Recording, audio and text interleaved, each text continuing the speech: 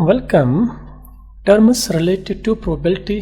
इस वीडियो में हम इसके बारे में पढ़ते हैं। Random experiment, event, sample space, sure event, equally likely, exhaustive event. तो और भी ट्रायल और भी कुछ टर्म्स है, उनको हम इस वीडियो में पढ़ते हैं। अगर आपने अभी ये चैनल सब्सक्राइब नहीं किया तो इसको ज़रूर सब्सक्राइब करिएगा और नोटिफिकेशन को भी ऑन रखिएगा। Terms related to probability. पहला जो हम पढ़ने वाले हैं that is random experiment. Random experiment किस एक्सपेरिमेंट को कहते हैं? If we know all the possible outcomes और results of an experiment but don't know which of the outcomes occur, then the experiment is called random experiment. उस experiment को हम random experiment कहते हैं जिसमें हमें पता नहीं है कि जो आउटकम हमें आएगा, रिजल्ट आएगा, वो रिजल्ट क्या आएगा। तो उस एक्सपेरिमेंट, जिस एक्सपेरिमेंट में ह्यूमन बायस ज़ीरो, तो उस एक्सपेरिमेंट को हम रैंडम एक्सपेरिमेंट कहते हैं। अभी मैं आपको एग्जांपल के ज़रिए से ये समझाता हूँ। If we throw a die, then we know that 1 out of 1, 2, 3, 4, 5, 6 occur, but not sure which one. So it is a random experiment. तो डाई आपने देखा होगा, डाइस उसके 6 फेसेस होते हैं, तो 6 साइड्स में 6 नंबर्स होते हैं। जब हम उसको थ्रो करते हैं तो उस डाई को थ्रो करने के बाद हमारे पास कोई श्योरिटी नहीं होती कि इन 6 नंबर्स में से कौन सा नंबर आ पाएगा। तो इस throw of die, tossing of a coin या बाकी कुछ एक्सपेरिमेंट्स हैं, उन सभी एक्सपेरिमेंट्स को हम रैंडम एक्सपेरिमेंट कहते हैं। मैं थोड़ी सी एक एग्जांपल आपको देता हूँ। आपने देखा होगा जब क्रिकेट का मैच होता है, क्रिकेट मैच से पहले वहाँ पर टॉस होता है। तो आज तक आप में से किसी ने भी ये नहीं सुना होगा कि प्रेडिक्शन होती है कि इन दो टीम्स में से टॉस कौन जीतेगा। इसकी प्रेडिक्शन आज तक कभी हुई नहीं है। क्यों नहीं हुई है? क्योंकि इनके पास जो टॉस करने का जो डिवाइस है वह है कॉइन। तो जब इस कॉइन को ये ऊपर फेंकते हैं तो किसी के पास कोई इसके बारे में प्रेडिक्शन नहीं है कि नीचे हेड आएगा या टेल आएगा। तो इस एक्सपेरिमेंट में ह्यूमन बायस, क्योंकि इसमें इंसान का कोई हाथ नहीं है, तो इंसान के पूरे इस कंट्रोल से बाहर है ये एक्सपेरिमेंट, इसलिए इस एक्सपेरिमेंट को इसमें माना जाता है।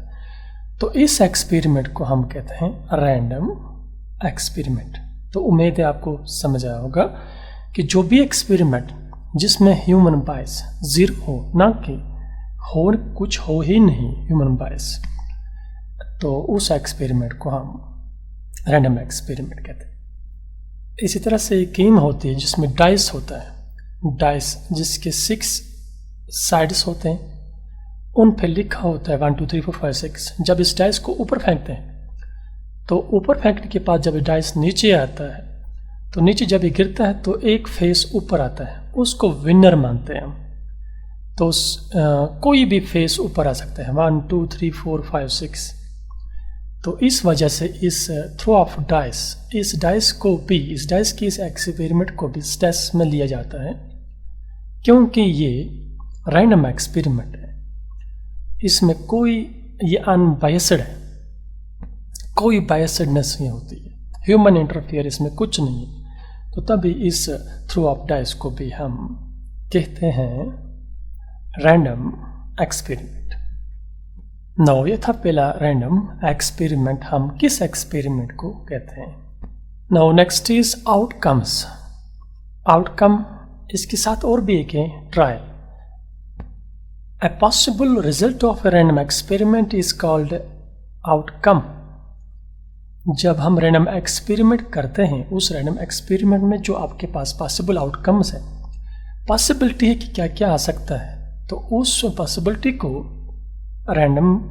इसमें रैंडम एक्सपेरिमेंट में हम आउटकम कहते हैं। If we throw a die then all possible outcomes are. जब हम डाई को थ्रो करेंगे तो पॉसिबिलिटी है क्या क्या आ सकता है, 1, 2, 3, 4, 5, 6, क्योंकि 6 फेस से उनके। तो इन 1, 2, 3, 4, 5, 6 को हम आउटकम्स कहते हैं। तो यहाँ पर देख लीजिए आप, जब ये दो इस कॉइन को टॉस करते हैं जिसके एक साइड में हेड, दूसरी साइड में टेल, तो टॉस करने के बाद जो आपके पास पॉसिबल, जब ये नीचे गिरेगी ये कॉइन, तो इसके टॉप पे क्या आ सकती है, क्या आ सकता है, या हेड या टेल। तो ये हेड और ये टेल, ये दोनों इस एक्सपेरिमेंट में के आउटकम है। और ये जो हम फेंकते हैं ऊपर इस कॉइन को, जो टॉस करते हैं, इस टॉस कॉइन के इस टॉस करने को हम कहते हैं ट्रायल। कॉइन के टॉस करने को हम ट्रायल कहते हैं। और उस ट्रायल में से क्या क्या आपको पास आउटपुट आ सकता है, जैसे टेल, हेड, इसको हम कहते हैं आउटकम। तो इसमें ऊपर क्या आया, हेड आया या टेल आया, उसको हम कहते हैं इवेंट। तो इन तीनों को, ये तीनों एक ही जगह पर है, इनको आप थोड़ा सा ध्यान से याद रखिएगा। पहले टॉस, पहले आउटकम, उसके बाद ट्रायल, उसके बाद इवेंट।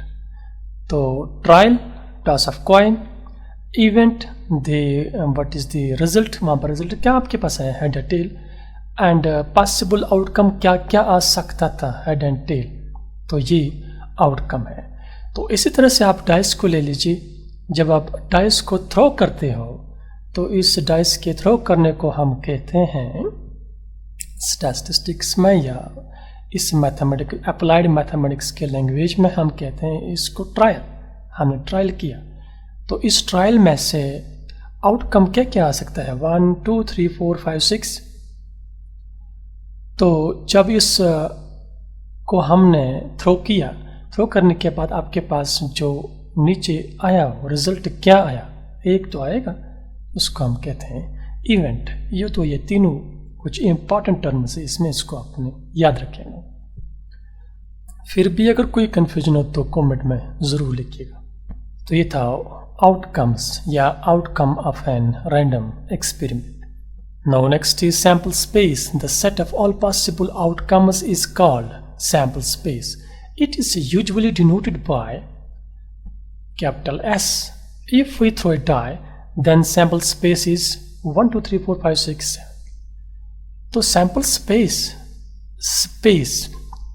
यानी जो हमने sample space जो आपके पास आ रहा है, जब आप थ्रो करते हो किसी रैंडम एक्सपेरिमेंट कोई करते हो, तो उस रैंडम एक्सपेरिमेंट में आपके पास set of all possible outcomes, जो सेट आ सकता है, ऑल पॉसिबल आउटकम्स, उस पूरे सेट को हम कहते हैं स्टेस में सैंपल स्पेस। सैंपल स्पेस आप यहाँ पर इस एग्जांपल के जरिए से आपको ये ईजिली समझ आएगा। अगर आपके पास यहाँ पर कॉइन है, इस कॉइन को आप एक बार टॉस करते हो तो आपके पास जो सैंपल स्पेस आएगा, क्या क्या रिजल्ट आ सकता है, that is head and tail. जो आपके पास रिजल्ट्स आएगा वो हेड और टेल है। इसी तरह से अगर आप एक डाइस को आप थ्रो करोगे तो आपके पास क्या पॉसिबल रिजल्ट आ सकता है, 1 2 3 4 5 6। इसके 6 फेस से तो इन 6 में से कोई भी एक आ सकता है। तो आपको जो पूरा स्पेस है, ये पूरा जो फील्ड है, कहाँ से कहाँ तक आ सकता है, तो इस पूरे फील्ड को हम कहते हैं सैंपल स्पेस। उम्मीद है आपको समझ आया होगा। तो जब एक बार, ये हमने एक बार किया, अब इस कॉइन को आप 2 बार जब थ्रो करोगे तो सैंपल स्पेस चेंज होगा। इस तरह से आप डाई को 2 बार थ्रो करोगे तो आपका सैंपल स्पेस चेंज हो जाएगा। वो मैंने आपको ऑलरेडी कुछ क्लास में पढ़ा के रखा है कि कितनी बार आप इसको थ्रो करोगे। तो सपोज यहाँ मान लेते हैं हम 2 बार 2 डाई को 2 कॉइन्स को हम थ्रो कर रहे हैं, क्या क्या आ सकता है, हेड दोनों का हेड है, टेल हेड टेल। तो ये आपको समझ आया होगा कि जब हम 2 कॉइन्स को या एक कॉइन को 2 बार हम टॉस करते हैं तो आपके पास जो सैंपल स्पेस है ये है। इसके लिए फार्मूला एक्चुअली 2 रेज़ पावर 2, इसको 2 बार करते हैं क्योंकि 2 फेस से इसके बाद इसमें 2 फेस आते हैं, हेड और टेल। 2 रेज़ पावर 3 3 बार करो, 4 बार करो, तो इसी तरह से आपके पास ये सैंपल स्पेस बनता जाता है। इसी तरह से डाइस का भी यहाँ पर चेंज होगा 1 1 1 2। तो ये मैंने सिखाया है आपको, इसको आप देख लीजिएगा प्रीवियस क्लास में। तो ये था सैम्पल स्पेस कि ऑल पॉसिबल आउटकम्स, जो आपके पास जो ऑल पॉसिबल आउटकम्स रिजल्ट आने वाला है उस पूरे फील्ड को हम सैम्पल स्पेस कहते हैं। Now next is event. Any subset of sample space is called the event. Subset, ये सेट का यहाँ पर इसने टर्म यूज किया है। Subset of sample space is called the event. It is usually denoted by E. If we throw a die, then event of getting an even number is 2 4 6. तो 2 4 6 ये event बन जाता है। जब आप डाई को थ्रो करेंगे, थ्रो करने के पास आपको चाहिए गेटिंग एन इवन नंबर। जो इवन नंबर का क्या है पॉसिबिलिटी, तो इवन नंबर 6 में से 1 2 3 4 5 6, इसमें से 3 ही इवन नंबर है 2 4 6। तो जब आप इसको थ्रो करेंगे तो आपके पास जो इवेंट है दैट इज 2 4 6। एक बार जब हम इसको थ्रो करेंगे डाइस को, तो इवेंट हम subset of sample space, subset instruction of set, union of sets, तो ये सेट से लिया है इसने यहाँ पर। सबसेट मीन्स ये जो इवेंट होता है ये इसी सैम्पल स्पेस का ही एक, आप मान लीजिए एक टुकड़ा होता है जो इसी में है, तो इसका सबसेट होता है सैम्पल स्पेस का, तो इसको हम इवेंट कहते हैं। Impossible event. The empty set subset of a sample space S is called impossible event. E.g. if we throw a die, then the event of getting 7 is impossible. Impossible event. Impossible event हम उस event को कहते हैं जो possible ही नहीं है हमारे random experiment में। जब हम कोई रैंडम एक्सपेरिमेंट करेंगे तो उस रैंडम एक्सपेरिमेंट में उस इवेंट की पॉसिबिलिटी 0 है, कुछ नहीं है, तो उस इवेंट को हम कहते हैं इम्पॉसिबल इवेंट। यहाँ पर देख लीजिए, अगर ये आपके पास सैम्पल स्पेस है, एक बार आपने डाई को थ्रो किया तो आपके पास सैम्पल स्पेस है 1 2 3 4 5 6। तो आपके पास क्वेश्चन है what is the probability of 7 after throwing A dice 1 time. तो 1 टाइम हम जब इस डाई को थ्रो करेंगे हमें प्रोबेबिलिटी बतानी है, फिर 7 की प्रोबेबिलिटी क्या है। तो जब आप सैम्पल स्पेस में देखते हैं, सैम्पल स्पेस में 7 कहीं है नहीं, तो ये 7 जो है ये इम्पॉसिबल इवेंट है। तो यहाँ 7 की प्रोबेबिलिटी 0 है, कुछ नहीं। क्यों? क्योंकि ये इम्पॉसिबल इवेंट है, ये इसमें आ ही नहीं सकता है। जब हम थ्रो करेंगे इस डाइस को थ्रो करने के बाद इस रैंडम एक्सपेरिमेंट में 7 आ ही नहीं सकता है, तो ये इम्पॉसिबल इवेंट बन जाता है। Now next, if subset sure event. If subset of sample space S is S, then event is called sure event. Sure event. If we throw a die, then event of getting a natural number less than 7 is sure event. Sure event हम उसी event को कहते हैं जो आपके पास sure है, surety है कि ये एक्सपेरिमेंट में आएगा, ये एक्सपेरिमेंट में आ सकता है, उस इवेंट को हम श्योर इवेंट कहते हैं।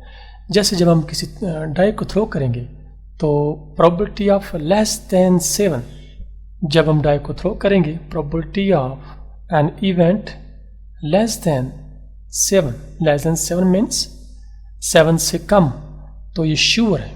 क्योंकि 7 से कम 1 2 3 4 5 6, तो ये 6 है, 6 में से कोई भी आ सकता है। ये 6 के 6 इवेंट श्योर इवेंट है, 7 इम्पॉसिबल इवेंट है। लेस देन 7 ये पॉसिबल है, ये श्योर है, ये आ सकता है, इनमें से कोई भी आ सकता है। तो वो इवेंट जो श्योर हो, जिस पे कोई शक नहीं हो, उस इवेंट को हम श्योर इवेंट कहते हैं। Equally likely events. A set of events is said to be equally likely if they all have equal possibility to occur. तो उस सेट ऑफ इवेंट्स को, सेट ऑफ इवेंट्स जिसमें सभी इवेंट्स को, सभी ऑल पॉसिबल आउटकम्स को equal possibility, equal chance है, पूरी इक्वलिटी है उनमें। If they all have equal possibility to occur, तो उसी को हम कहते हैं equally likely events. For example, if we throw a die, then we cannot say which one of the 1 2 3 4 5 6 occur here all the events have equal possibility to occur, so they all are equally likely events. तो आपने यहाँ पर समझा होगा, ये easy term है कि equally likely events, जब हर एक इवेंट को इक्वल चांस हो ओकर होने में रैंडम एक्सपेरिमेंट में, तो उन इवेंट्स को हम कहते हैं equally likely events. 1b equally 2b 3b 4b 5b 6 ये इक्वली लाइकली इवेंट्स हैं. क्यों? क्योंकि इन सभी को सेम चांस है. जब हम इस डाई को थ्रो करेंगे, थ्रो करने के बाद आपके पास इनमें से कोई भी आ सकता है. 1 2 3 4 5 6 ये इक्वली लाइकली. इस तरह से जब हम कॉइन को थ्रो करेंगे तो हेड एंड टेल ये इक्वली लाइकली इवेंट है. क्यों?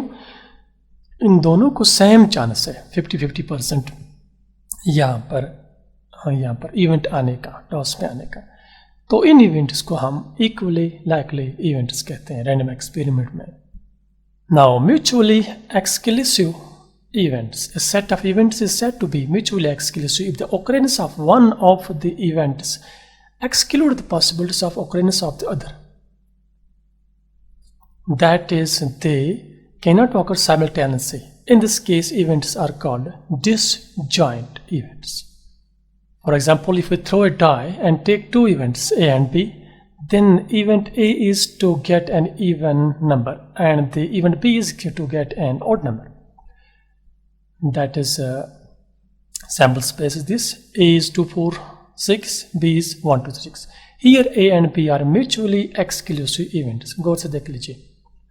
Here A and B are mutually exclusive events or disjoint events, as A intersection B is 5. Null event. तो म्यूचुअली एक्सक्लूसिव इवेंट्स उन्हीं इवेंट्स को हम कहते हैं जिसमें occurrence of one of the event, जब एक occurrence of exclude the possibility of other occurrence, जिसमें से एक के ऑकर होने से दूसरे की पॉसिबिलिटी खत्म हो जाती है ऑकर होने में, तो उन इवेंट्स को हम कहते हैं म्यूचुअली एक्सक्लूसिव इवेंट्स. तो पहले एग्जांपल उससे आपको ये समझ आएगा. जब हम थ्रो करते हैं कॉइन को, तो कॉइन में थ्रो करने के बाद आपके पास जो इवेंट्स पॉसिबल इवेंट्स है वो हेड एंड टेल है. तो ये हेड एंड टेल ये म्यूचुअली एक्सक्लूसिव इवेंट्स है. क्यों?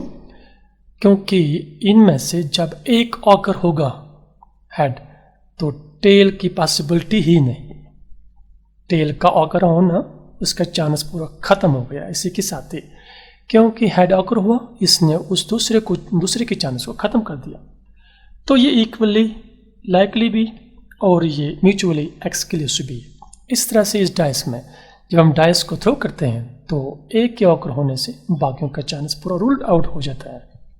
तो इन इवेंट्स को हम म्यूचुअली एक्सक्लूसिव, एक के ऑकर होने से दूसरे को ऑकर होने का कोई चांस नहीं, इन इवेंट्स को म्यूचुअली एक्सक्लूसिव इवेंट कहते हैं. Now next is exhaustive events. A set of events is said to be exhaustive if at least one of them necessarily occurs whenever the experiment is performed. Union of all the events gives sample space. In an experiment of the following die, sample space 1 2 3 4 5 6, suppose E is event of getting an even number and E. exhaustive events की second definition ऐसे भी कह सकते हैं, the total number of possible outcomes in any trial is known as exhaustive events or exhaustive case. यानी जब हम कोई रैंडम एक्सपेरिमेंट करते हैं, किसी कॉइन को टॉस करेंगे या डाई को थ्रो करेंगे, जो आपके पास जो टोटल पॉसिबल आउटकम्स हैं, अगर हम कॉइन को थ्रो करेंगे तो आपके पास जो two exhaustive cases that is head and tail, तो पॉसिबिलिटी ऑफ जो एग्जॉस्टिव इवेंट्स आपके पास जो है वो है हेड एंड टेल. तो possibility of all outcomes from any trial in an random experiment is exhaustive events. ये सेकंड डेफिनेशन है. तो ये set of events is said to be exhaustive at least one of them necessary occur. तो at least one of them necessary occur whenever the experiment is performed. Union of all the events gives experiment and gives sample space. तो exhaustive events जो all possible outcomes आपके पास आ सकते हैं random experiment में, उन सभी को हम एग्जॉस्टिव इवेंट कहते हैं. तो उनके हम जब हम उन इवेंट्स को उनका यूनियन लेंगे सभी इवेंट्स का, तो उन यूनियन से सैंपल स्पेस बनना चाहिए, तो तभी उन इवेंट्स को हम एग्जॉस्टिव इवेंट कहते हैं. ये इसने यहाँ पर सेट बिल्डर फॉर्म की रिलेशन में यहाँ पर लिखा है. ये सैंपल स्पेस है, तो एग्जॉस्टिव इवेंट्स E1 और E2, ये E1 इसने लिया है यहाँ पर E1 हाँ, इवन नंबर की यहाँ पर क्या है इवेंट, और यहाँ पर ऑड नंबर की। आप इवन एंड ऑड को देखो, ये दोनों तो एग्जॉस्टिव है ही, लेकिन जब आप इनका यूनियन लेंगे, दोनों को ऐड करेंगे, एक साथ मिक्स करेंगे, तो आपके पास वापस सैंपल स्पेस बन जाता है। तो all possible outcomes, the total number of possible outcomes in any trial, तो जितने भी पॉसिबल आउटकम्स किसी भी ट्रायल में हैं, उन सभी पॉसिबल आउटकम्स को हम एग्जॉस्टिव इवेंट्स कहते हैं। तो ये थी कुछ इम्पॉर्टेंट टर्म्स अबाउट प्रोबेबिलिटी। उम्मीद है आपको हेल्प होगा, समझ भी आया होगा। तो आप कमेंट में ज़रूर लिखिएगा कोई भी कन्फ्यूजन हो, और चैनल को भी सब्सक्राइब करिए और अपने फ्रेंड्स के साथ भी ज़रूर शेयर करना।